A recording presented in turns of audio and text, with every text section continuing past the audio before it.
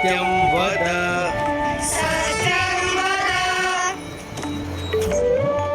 धर्मं चर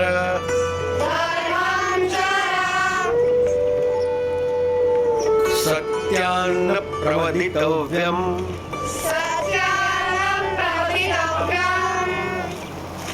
धर्मान्न प्रवदितव्यम्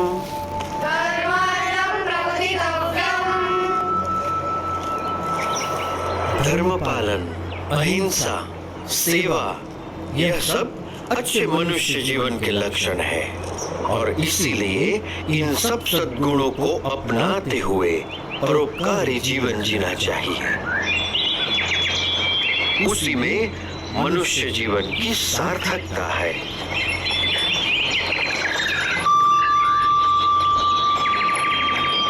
बड़े ध्यान से सब सुन रहे हो, क्या समझ में आ रहा है?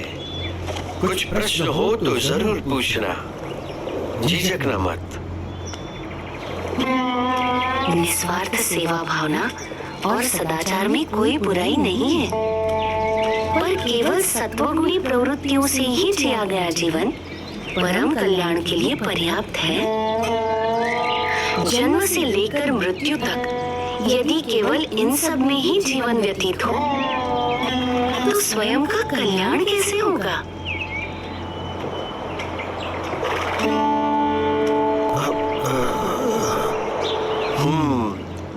बड़े गुणी लगते हो, विद्याभ्यासी भी लगते हो और तर्क भी बहुत अच्छी तरह से प्रस्तुत कर लेते हो।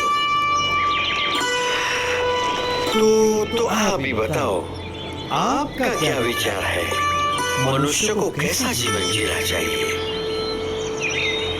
ऐसा जीवन जो उस उच्चतम विद्या को पाने के लिए जिया गया हो, जिसे जानने के बाद और कुछ भी जानना बाकी न रह जाए।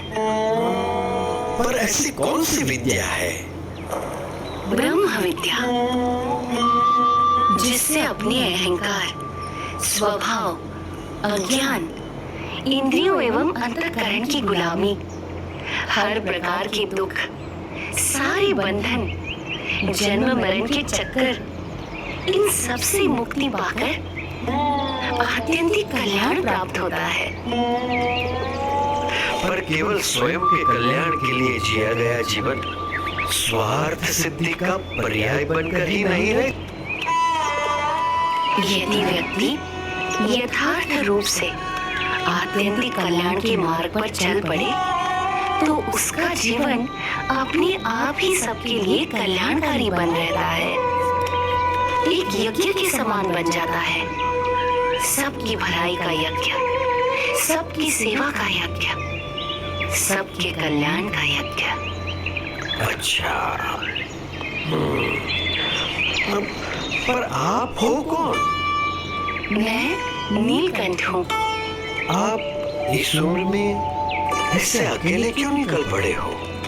सबको परम कल्याण के मार्ग पर प्रेरित करने के लिए यही मेरे जीवन का उद्देश्य है।